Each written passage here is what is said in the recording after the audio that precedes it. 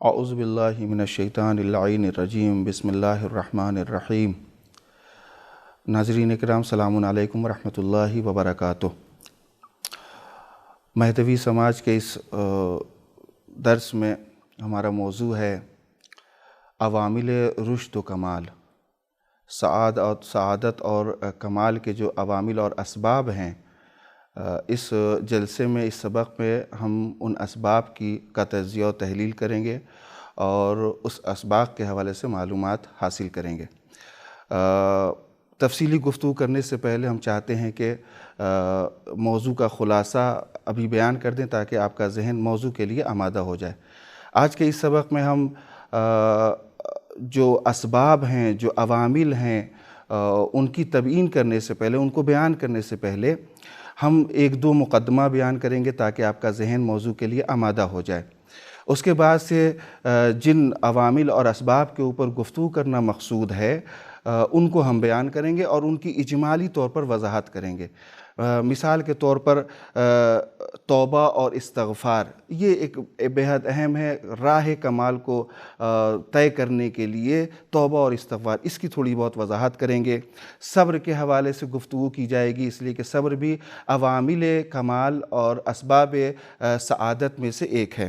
اسی طریقے سے شکر نعمت، جو بے حد اہم ہے اور ہم آہستہ آہستہ شکر نعمت کو گویا فراموش کرتے جا رہے ہیں، اس اہم سبق کے اوپر، اس اہم سبب کے اوپر بھی ہماری گفتگو ہوگی۔ اسی طریقے سے خوف و رجا اور رضایت کے حوالے سے بھی ہماری گفتگو ہوگی۔ انشاءاللہ اگر وقت ملا تو ان دونوں موضوعات کے اوپر بھی تفصیل سے گفتگو ہو سکے گی انشاءاللہ المستعان۔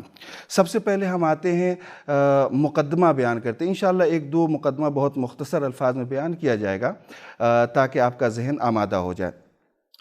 الحمدللہ، سب سے پہلے خداوند عالم کا شکریہ ادا کرتے ہیں کہ اس نے ایک مرتبہ پھر ہمیں ماہ مبارک رمضان کو درک کرنے کا موقع دیا۔ بے حد شکر گزار ہیں ہم اس کے۔ اس نے ہم جیسے ناچیز بندوں کو اپنی مہمانی کا شرف بخشا، اس کے لیے ہم اس کے تہ دل سے شکر گزار ہیں۔ آپ جانتے ہیں کہ ماہ مبارک رمضان بے حد اہم مہینہ ہے۔ خداوند عالم نے اس مہینے کو اپنی ذات سے منسوب فرمایا ہے۔ یہ مہینہ خداوند عالم کا مہینہ ہے، لہٰذا اس مہینے میں جو بھی عبادتیں کی جاتی ہیں، جو بھی اعمال انجام دیے جاتے ہیں، وہ بے حد اہمیت کے حامل ہیں۔ خداوند عالم نے اس مہینے کی فضیلت کے لیے اس مہینے میں انسان کے چھوٹے چھوٹے عمل کو بھی بے حد اہمیت دی ہے۔ حدیثوں میں ہے کہ اس مہینے میں انسان کا سانس لینا بھی عبادت شمار ہوتا ہے۔ انسان کا کھانا پینا سونا، ہر چیز جو اس مہینے میں انجام دی جاتی ہے، وہ سب کے سب عبادت ہے۔ ائمہ طاہرین میں امام زین العابدین علیہ السلام نے ایک کتاب بہرحال ان سے منسوب ہے، صحیفہ سجادیہ، دعاؤں کا مجموعہ ہے۔ میں صرف اشارہ کروں گا تاکہ آپ کا ذہن آمادہ ہو جائے۔ امام سجاد علیہ السلام نے جو دعائیں ارشاد فرمائی ہیں، ان دعاؤں کو ایک کتاب میں جمع کیا گیا ہے جس کا نام ہے صحیفہ سجادیہ۔ بے حد اہم کتاب ہے۔ ہمارے جوان، ہمارے معاشرے کے لوگ، بہرحال میں نے جہاں تک دیکھا ہے، یہ درک کیا ہے کہ لوگ آشنا نہیں ہیں۔ سب سے پہلا مرحلہ ہے، آشنا ہونا سب سے پہلا مرحلہ تھا، لیکن لوگ آشنا نہیں ہیں۔ پڑھنے کی بات بہت دور کی ہے، بہت کم ایسے لوگ ہوں گے جنہوں نے صحیفہ سجادیہ اٹھا کر کے پڑھی ہوگی، اس کتاب کو پڑھا ہوگا۔ اس مہینے میں امام سجاد نے عبد اور معبود کے درمیان، ابھی میں عرض کروں گا کہ کمال کیا ہے، لیکن امام سجاد علیہ السلام نے عبد اور معبود کے رابطے کو، مشکلات زندگی سے نپٹنے کے لیے جو دعائیں ارشاد فرمائی، وہ بے حد اہم ہیں۔ دو دعائیں ماہ مبارک رمضان سے مخصوص ہیں۔ ایک، جیسے ہی ماہ مبارک رمضان میں انسان داخل ہوتا ہے، اس کے لیے ایک دعا ہے بے حد اہم، ایک فقرہ بے حد اہم ہے۔ اور ایک جب انسان وداع کرتا ہے اس مبارک مہینے کو، اس کے لیے بھی ایک دعا ارشاد فرمائی ہے، جسے دعائے وداع ماہ مبارک رمضان کا کہا جاتا ہے۔ پہلی دعا جو ہے وہ 44 نمبر کی دعا ہے، اور اسی کے فوراً بعد وداع ماہ مبارک رمضان کی دعا ہے جو 45 ہے، جس کا نمبر، ان دونوں دعاؤں کو میری خواہش ہے بہرحال آپ سے کہ ان دونوں دعاؤں کو ایک مرتبہ ضرور پڑھیے اس مبارک مہینے میں، ان دونوں دعاؤں کو ایک مرتبہ پڑھنے کی کوشش کیجیے۔ بے حد اہم دعا ہے۔ ان دونوں دعاؤں میں جو فقرے ہیں وہ بے حد اہم ہیں۔ امام نے عبد اور معبود کے رشتوں کو استوار کرنے کے لیے، راہ کمال کی نشاندہی کرنے کے لیے بے حد اہم فقرے بیان فرمائے۔ ایک بندے کا اپنے معبود سے کیسا رابطہ ہونا چاہیے، اس سے کیا خواہشیں کرنی چاہیے، اس کی مرضی اور رضایت کو حاصل کرنے کے لیے کیا کرنا چاہیے۔ ایک انسان جو پستی میں ہے، جو بہرحال ذلیل خداوند عالم کے سامنے، وہ اس ذلت کو دور کیسے کرے راہ کمال طے کرنے کے بعد۔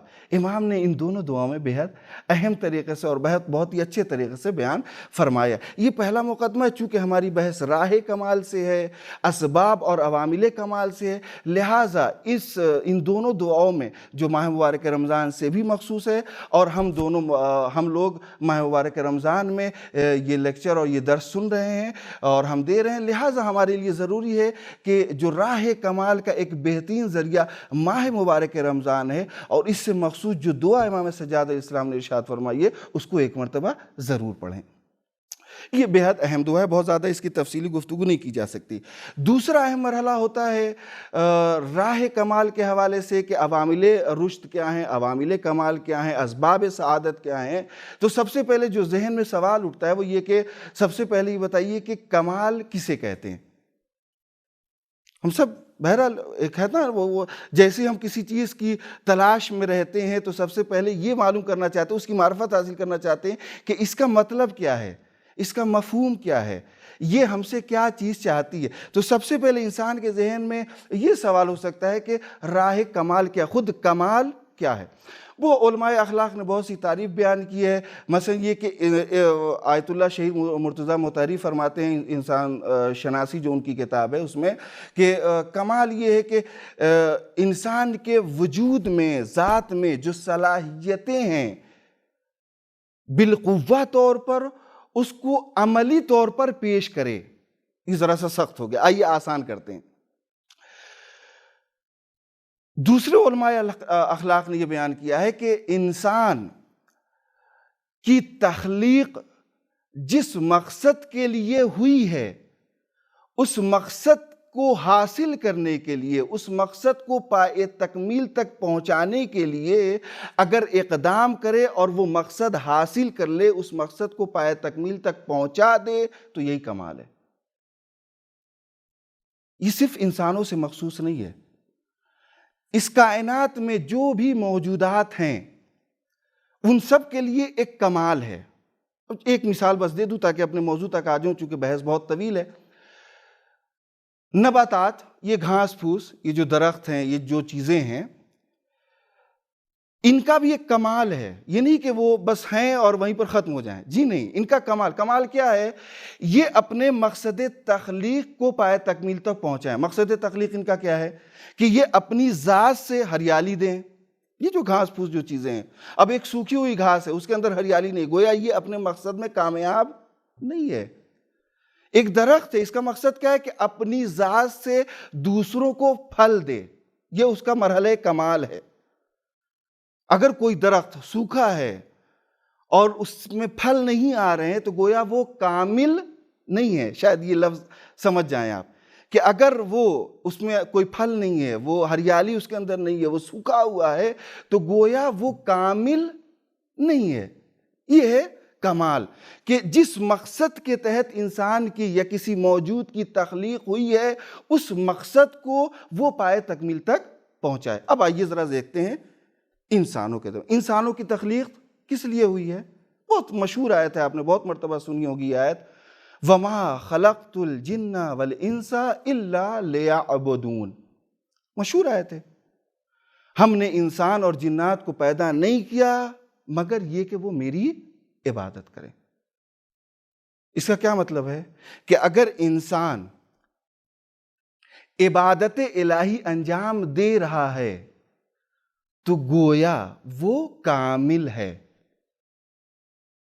اگر عبادت الہی انجام نہیں دے رہا ہے تو وہ کامل نہیں ہے، وہ مرحلہ کمال کو طے نہیں کر پا رہا ہے، وہ منزل کمال پر فائز نہیں ہے۔ یہ مقصد واضح، بالکل واضح ہے۔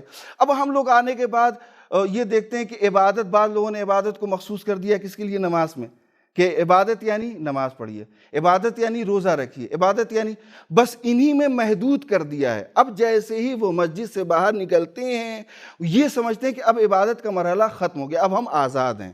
جب تک خداوند عالم کے سامنے تھے تب تک وہ ہے کہ ہم گویا خداوند عالم کے سامنے ہیں، لہٰذا برائیوں سے محفوظ رہیں گے، یہ کام نہیں کریں گے، یہ کام نہیں کریں گے۔ لیکن جیسی مسجد سے باہر آئے، رمضان کا مہینہ ختم ہوا، گویا ہم نے سمجھا کہ ہاں اب ہم آزاد ہو گئے، اب ہمیں عبادت گویا ایک مرحلہ تھا، ہم نے اپنی سہولت کے لیے کام کیا، ہم نے گویا اپنے آپ کو آزاد کرنے کے لیے خداوند عالم سے منسوب اس اہم ترین لفظ کو محدود کر دیا۔ مسجد میں، ماہ مبارک رمضان میں، اس میں، اس میں، خمس میں، زکوٰۃ میں، جی نہیں، عبادت صرف مسجد تک محدود نہیں ہے، عبادت صرف ماہ مبارک رمضان تک محدود نہیں ہے، ایک وسیع مفہوم کا حامل ہے عبادت۔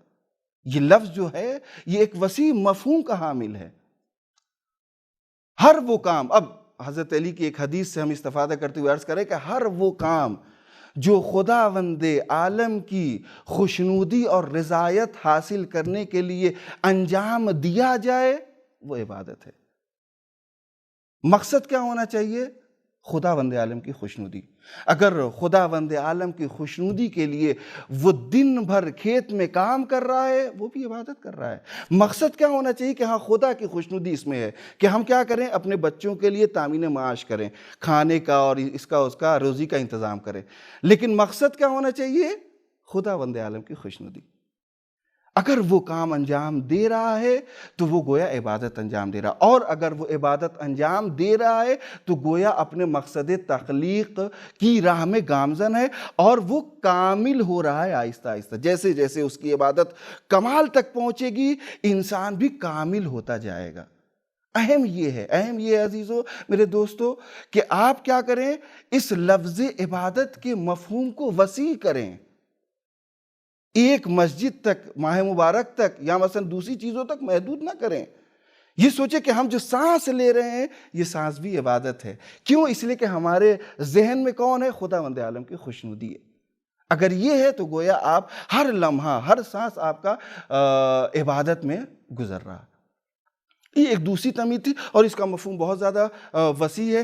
اس مفہوم کو پیش نظر رکھتے ہوئے چونکہ انسان ہے، وہ زندگی گزار رہا ہے، اس کی زندگی میں چونکہ وہ معصوم نہیں ہے، زندگی میں ایسے لمحے آ جاتے ہیں کہ وہ نسیان کا شکار ہو جاتا ہے، وہ عصمت کے دائرے میں نہیں ہے، لہٰذا وہ گناہ انجام دیتا ہے، غفلت ہے، کمظرفی ہے، بہت سے ایسے امور، خواہشات نفسانی کا غلبہ ہو رہا ہے، لہٰذا وہ کیا کرتا ہے؟ عبادت انجام نہ دے کے وہ گناہ انجام دیتا ہے۔ جب یہ گناہ انجام دیتا ہے تو وہ جو کمال کا جو راستہ تھا اس راستے سے منحرف ہو جاتا ہے۔ یہ غفلت کی وجہ سے، کمظرفی کی وجہ سے، اور خواہشات نفسانی کی وجہ سے، بہت سے ایسے امور ہیں جن کی وجہ سے وہ کیا کرتا ہے؟ جس راستے پر وہ گامزن تھا اس راستے سے منحرف ہو جاتا ہے۔ اب جب یہ منحرف ہو گیا ہے بعض امور کی رعایت نہ کرنے کی وجہ سے، تو وہ اس راستے پر دوبارہ کیسے گامزن ہو؟ یا جو انسان راہ کمال پر گامزن ہے وہ اس راہ کو اور کیسے اچھے طریقے سے طے کرے اور زیادہ سے زیادہ کمال کے مرحلے تک پہنچے؟ اس کے لیے علماء اخلاق نے بہت سے امور کی نشاندہی کی ہے جو آج کا ہمارا موضوع ہے، جس کے اوپر تفصیل سے روشنی ڈالی ہے۔ بہت سے امور کی نشاندہی کی ہے۔ یہاں چونکہ 5 اہم موضوعات ہمیں دیا گیا کہ ان کے اوپر گفتگو کیجیے، لہٰذا راہ کمال میں، راہ کمال کو طے کرنے میں یہ امور کس حد تک مفید ثابت ہو سکتے ہیں ان کی وضاحت کی جائے گی۔ جن عوامل اور اسباب کی نشاندہی کی گئی ہے اس میں ایک اہم ترین سبق کیا ہے؟ توبہ اور استغفار۔ توبہ اور استغفار بے حد اہم ہے۔ سب سے پہلے توبہ کی وضاحت کر دی جائے۔ توبہ کیا ہے؟ توبہ یہ ہے کہ توبہ کا جو لغوی معنی ہے جو علماء اخلاق نے پیش کیا وہ یہ کہ لوٹ آنا، رجوع کرنا، پلٹ آنا، واپس آ جانا، یہ ہے توبہ۔ اب اس کو کیسے اس مفہوم میں ہم لوگ ڈھالیں کہ جو راہ کمال میں مفید اور معاون ثابت ہوتی ہے؟ توبہ کیا ہے؟ ایک انسان ہے جو گناہوں کی وجہ سے، ہدف کیا ہے انسان کا؟ عبادت الہی. کرنا کیا ہے اسے؟ کہ جو راستہ صراط مستقیم جو ہے اس راستے پر گامزن رہے اور قرب الہی کے حصول کے لیے وہ عبادت انجام دیتا رہے. گویا وہ کمال کے راستے پر گامزن ہے اگر یہ کام انجام دے رہا ہے تو. لیکن انسان معصوم نہیں ہے، غفلت کا شکار ہوا، کم ظرفی نے غلبہ کیا، خواہشات نفسانی کا غلبہ ہوا، وہ یہ جو ہدف تھا، یہ جو راستہ تھا، اس راستے سے منحرف ہو گیا.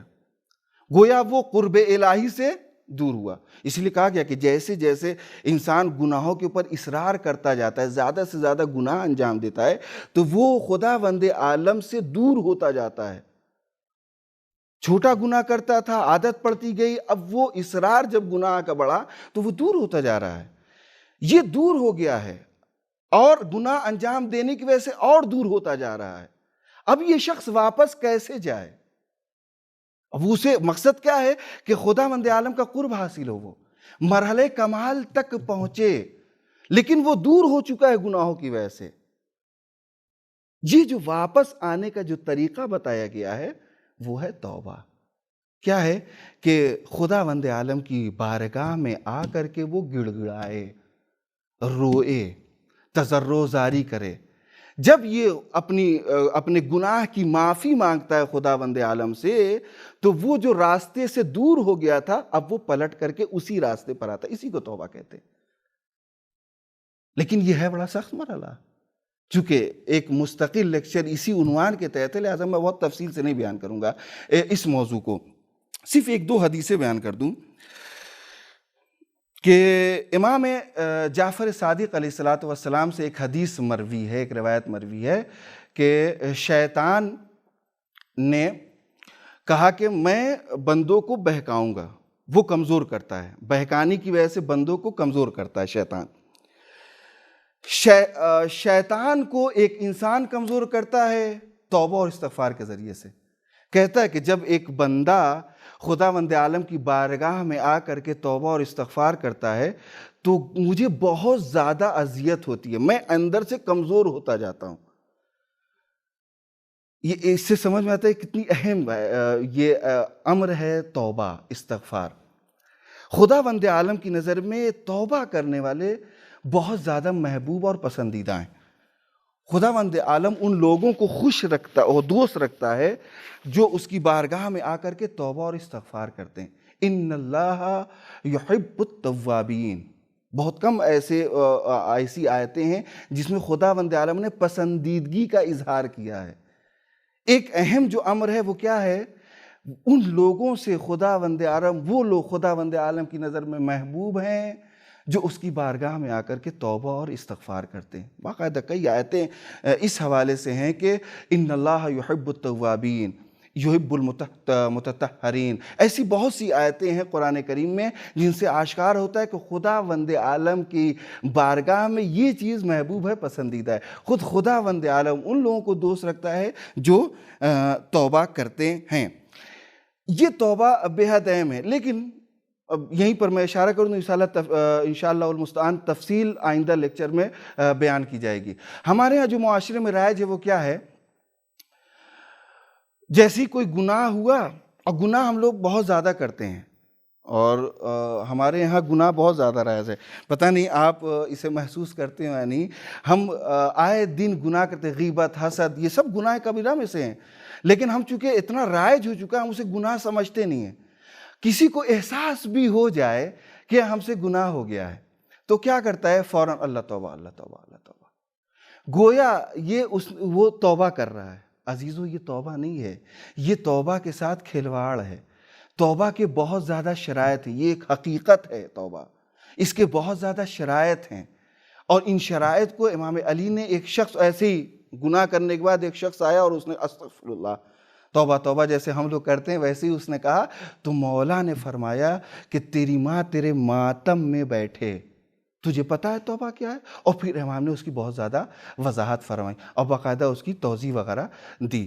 امام کے اس وضاحت کو اور متعدد احادیث وغیرہ کو انشاءاللہ جو توبہ سے مخصوص درس ہے اور جلسہ ہے اس میں انشاءاللہ تفصیل سے بیان کی جائے گی۔ یہاں چونکہ وقت محدود ہے اور دوسرے بہت سے مطالب ہیں، لہٰذا میں اسے یہیں پر چھوڑ رہا ہوں۔ ایک دوسرا اہم سبب توبہ اور استغفار کے علاوہ کیا ہے؟ صبر ہے۔ صبر انسان کو مرحلہ کمال تک پہنچانے کا بہترین سبب ہے، بہترین علت ہے۔ اس کے ذریعے سے انسان اگر وہ راہ کمال سے جدا ہو گیا ہے تو صبر کی وجہ سے اس راستے پر دوبارہ گامزن ہو سکتا ہے اور منزل کمال کو حاصل کر سکتا ہے، مرحلہ سعادت کو حاصل کر سکتا ہے۔ صبر کیا ہے؟ صبر سے مراد یہ کہ مشکلات اور مختلف حوادث کے مقابلے میں انسان استقامت کا مظاہرہ کرے۔ ظاہر ہے انسان ہے اور اس دنیا کا دستور یہ ہے کہ مشکلات کا اس کو سامنا کرنا پڑتا ہے، آئے دن وہ مشکلات اس کے زندگی میں اس کی ذات کے اوپر پڑتی رہتی ہیں۔ ان مشکلات کے سامنے استقامت کا مظاہرہ کرنا، ڈٹے رہنا، ثبات قدمی کا مظاہرہ کرنا، یہ کیا ہے؟ صبر ہے۔ بے صبری کیا ہے؟ کہ جیسے ہی مشکل آئی اور انسان بےتابی کا مظاہرہ کرنے لگے، جزا اور فضا استعمال کی جاتی ہے، بہت زیادہ بےتابی کرنے لگے، یہ مصیبت کیوں آئی، خداوند عالم نے یہ مصیبت کیوں نازل کی۔ بعض لوگ تو باقاعدہ جب مصیبتیں آتی ہیں تو خداوند عالم کو ملزم ٹھہرا دیتے ہیں کہ خداوند عالم نے یہ کیا ہے اور خدا کو ہم ہی ملے ہیں، مثلا ایسے الفاظ باقاعدہ بعض موقع پر سننے کو ملتے ہیں۔ یہ کیا ہے؟ یہ جزا و فضا، یہ بےتابی کا مظاہرہ کرنا ہے۔ یہ چیز بہت زیادہ معیوب ہے۔ انسان جب مشکلات آئے، حوادث کا سامنا ہو تو بےتابی کا مظاہرہ نہ کرے بلکہ استقامت کا مظاہرہ کرے، ثبات قدمی کا مظاہرہ کرے۔ تو یہ جب صبر کا مظاہرہ کرے گا تو یہ اس کے ذریعے سے انسان مرحلہ کمال تک پہنچ سکتا ہے اور راہ سعادت کے اوپر گامزن رہ سکتا ہے۔ صبر کی بہت زیادہ مثلا قرآن میں بھی اور حدیث میں بھی بہت زیادہ فضیلت بیان ہوئی، بہت زیادہ اہمیت بیان ہوئی ہے۔ ان اللہ مع الصابرین آپ سنتے رہتے ہیں، خداوند عالم صبر کرنے والوں کے ساتھ ہے، خداوند عالم کا ساتھ ہوتا ہے۔ یہ بہت اہم بات ہے کہ ایک انسان جو صبر کر رہا ہے وہ اکیلا نہیں ہے اس دنیا میں۔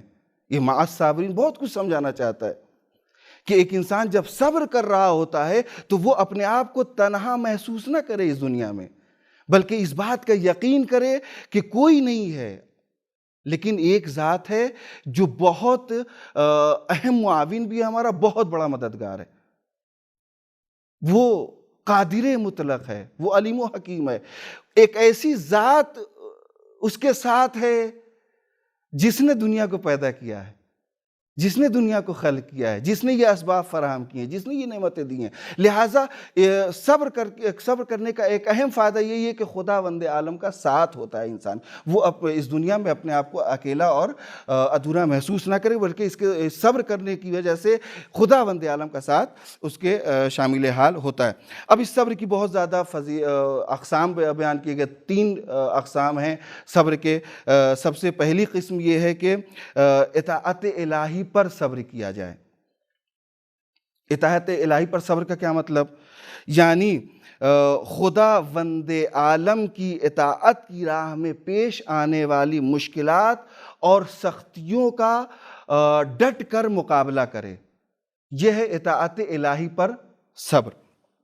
مثلا نماز ہے، روزہ ہے، آپ محسوس کرتے ہیں کہ ٹھنڈک کے زمانے میں اگر صبح کی نماز ادا کرنی ہو تو اب وہ مشکل محسوس ہوتی ہے کہ اب وضو کریں ٹھنڈے ٹھنڈے پانی سے، اور مثلا گرمی ہے اور گرمی میں روزہ رکھیں، یہ ہے نا، یہ اطاعت الہی انجام دینے میں یہ مشکلات سامنے آتی ہیں، یہ سختیاں آتی ہیں۔ مثلا ایسی سختیوں کے اوپر صبر کا مظاہرہ کرنا، بےتابی نہ دکھانا، اسے کہتے ہیں اطاعت الہی پر صبر۔ اس کی بہت سی مثالیں ہیں جنہیں میں چھوڑ رہا ہوں۔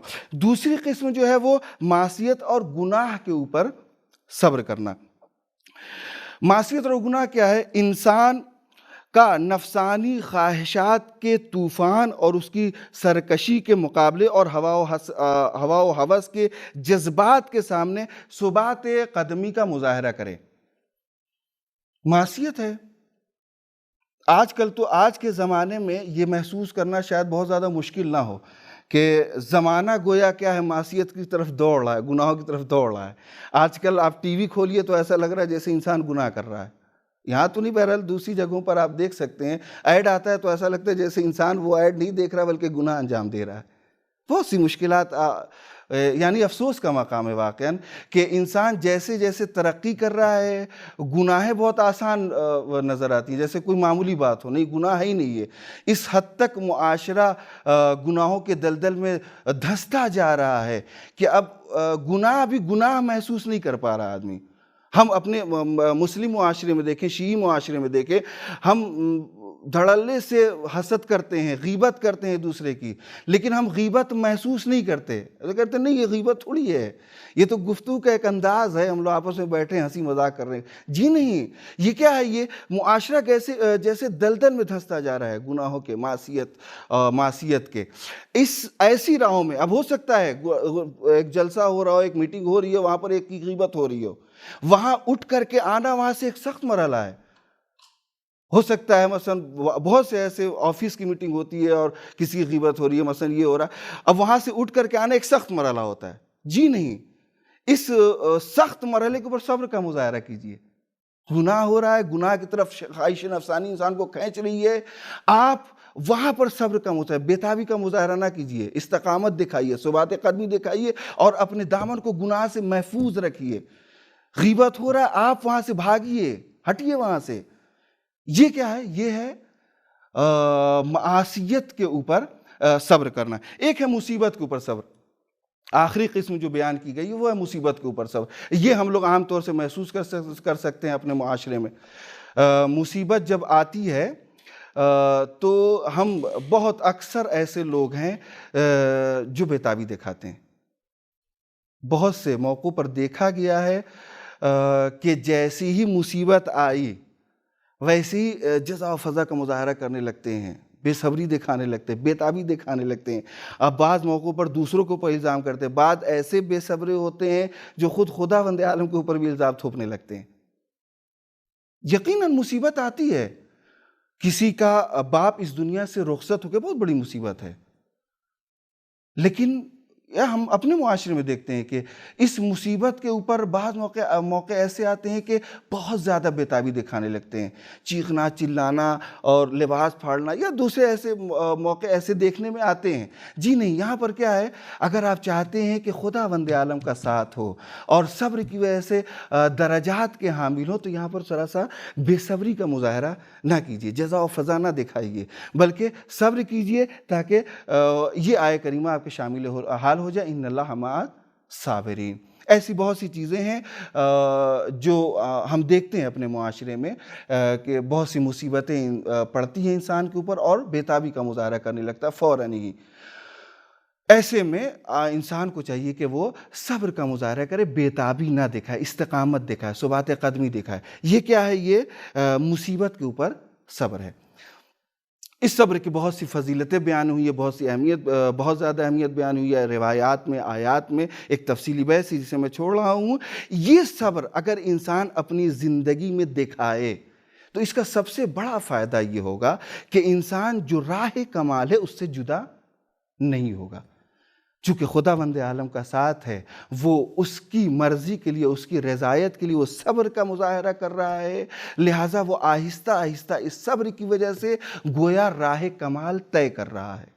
جس مقصد کے لیے خداوند عالم نے اس کی تخلیق فرمائی ہے، اس مقصد کی راہ پر وہ گامزن ہے اگر وہ صبر کا مظاہرہ کر رہا ہے۔ ایک اہم سبب جو عوامل رشد و کمال میں بیان کیا گیا ہے وہ یہ ہے شکر نعمت۔ شکر نعمت بھی منزل کمال کو حاصل کرنے میں بے حد اہم سبب قرار دیا گیا ہے۔ شکر نعمت کیا ہے؟ کہ ذہن میں خداوند عالم کی نعمتوں کا تصور کرتے ہوئے اپنی رفتار اور گفتار اور اپنے کردار سے اظہار کرے، یہ ہے شکر۔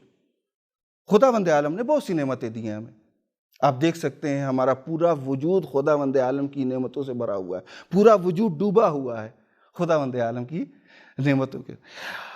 ہم اپنی ذات سے الگ ہم اپنے اطراف و اکناف میں جب دیکھتے ہیں تو اس وقت بھی ہم محسوس کرتے ہیں کہ خداوند عالم نے کس قدر نعمتیں دی ہیں.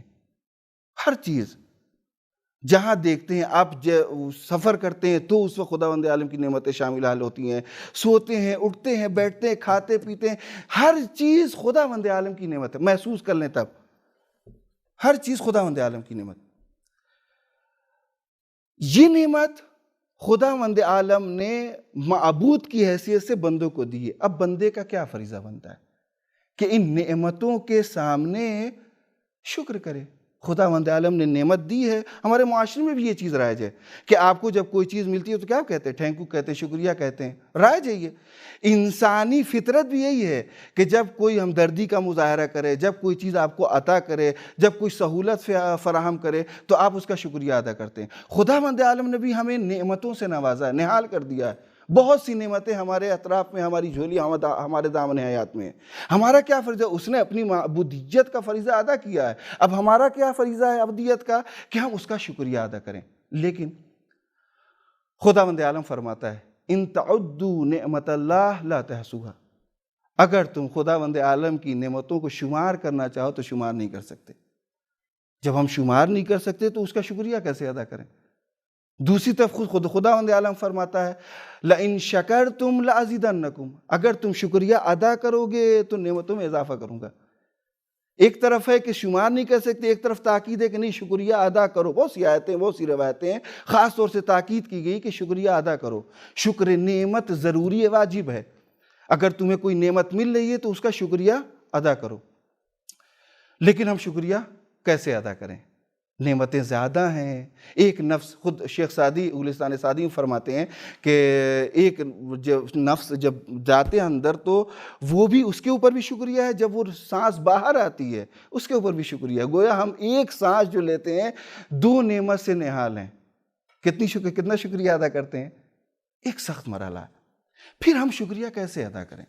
ایک دو طریقہ بیان کیا گیا ہے کہ شکریہ ہم کیسے ادا کریں. ایک ہے احساس نعمت. جب انسان نعمت کا احساس کر لے تو گویا وہ خداوند عالم کا شکریہ ادا کر رہا ہے. احساس نعمت بہت زیادہ ضروری ہے. اس سلسلے میں جناب موسیٰ کا ایک واقعہ بھی ہے کہ اے موسیٰ، خداوند عالم فرمایا اے موسیٰ تم میرا شکریہ کیسے ادا کرو گے؟ کہا معبود جب کوئی نعمت تو دیتا ہے شکریہ ادا کرنا چاہتا ہوں، دوسری نعمت مل جاتی ہے ہمیں تو ایک نعمت کا شکریہ ادا نہیں ہوتا کہ دوسری نعمت آ جاتی ہے. میں شکریہ کیسے ادا کروں؟ کہا موسیٰ یہ جو احساس ہے تمہارے اندر کہ یہ احساس کر رہے ہو کہ ایک نعمت کے بعد دوسری نعمت، یہی گویا شکریہ ہے. لہٰذا گویا تم شکریہ ادا کر رہے ہو. احساس نعمت بہت ضروری ہے عزیزو. اس کے اوپر تفصیلی گفتگو بھی ہو سکتی ہے، وقت ختم ہو رہا ہے میرا. بیان نعمت بھی شکریہ کا ایک ذریعہ اور ایک طریقہ ہے کہ جو نعمت مل رہی ہے اس کو آپ بیان کیجئے، اس کا آپ زبان سے، اس کے رفتار اور گفتار اور عمل سے آپ کیا اس کا اظہار کیجئے. اما رسول اکرم سے ارشاد فرمایا ہے، رسول اکرم کے سلسلے میں قرآن مجید میں ہے کہ آپ نعمت کو بیان کیجئے. فحدث کے لفظ ہے، یعنی آپ بیان کیجئے. یہ بیان نعمت کیا ہے؟ یہ بھی گویا شکر نعمت کا ایک مصداق ہے. اسی طریقے سے بخشش نعمت. خداوند عالم نے ہمیں نعمتیں دی ہیں، آپ کیا کیجئے اس نعمت سے دوسروں کو بھی فائدہ پہنچائیے. علم ہے یا مثلا مال ہے، دولت ہے، دوسری بہت سی چیزیں ہیں. خداوند عالم نے یہ نعمتیں دی ہیں، ان نعمتوں میں سے آپ دوسروں کو بھی فائدہ پہنچائیے. یہ کیا ہے؟ یہ بھی شکر نعمت کا ایک طریقہ ہے. ایک اہم بحث ہے عوامل رشد و کمال میں خوف و رجا کی. خوف و رجا بھی گویا انسان کو راہ کمال کے اوپر گامزن رکھتے ہیں. خوف ایک چیز ہے، رجا ایک چیز ہے. خوف کا مطلب ڈرنا، خوف زدہ ہونا مشہور ہے. رجا کیا ہے؟ امید. خوف بھی ضروری ہے راہ کمال پر گامزن رہنے کے لیے اور امید بھی بے حد ضروری ہے. اگر کوئی ایک چیز ہو دوسری چیز نہ ہو تو تعادل نہیں رہے گا، وہ اعتدال جو ہونا چاہیے وہ نہیں رہے گا. خوف بھی ضروری ہے اور رجا بھی ضروری ہے. اگر انسان خداوند عالم سے ڈر رہا ہے، چونکہ وہ قادر مطلق ہے، وہ حکیم ہے، وہ علیم ہے، وہ خالق ہے، وہ سب کچھ ہے، اگر ہم اس سے ڈر رہے ہیں تو اس بات کی امید بھی ہونی چاہیے کہ وہی سب کچھ ہے. اگر ہم اس سے امید وابستہ کرتے ہیں تو وہ ہمیں اس کائنات میں سعادت اور کمال سے ہمکنار کر سکتا ہے. خوف بھی ضروری ہے اور رجا بھی بے حد ضروری ہے۔ یہ دونوں چیزیں جب ایک ساتھ ہوتی ہیں تب انسان راہ کمال پر گامزن رہ سکتا ہے۔ اسی طریقے سے ایک اہم سبب ہے وہ ہے رضایت۔ رضایت کے حوالے سے بس آخری ایک بات میں عرض کر دوں، رضایت یعنی خداوند عالم کی رضا کے اوپر راضی رہنا۔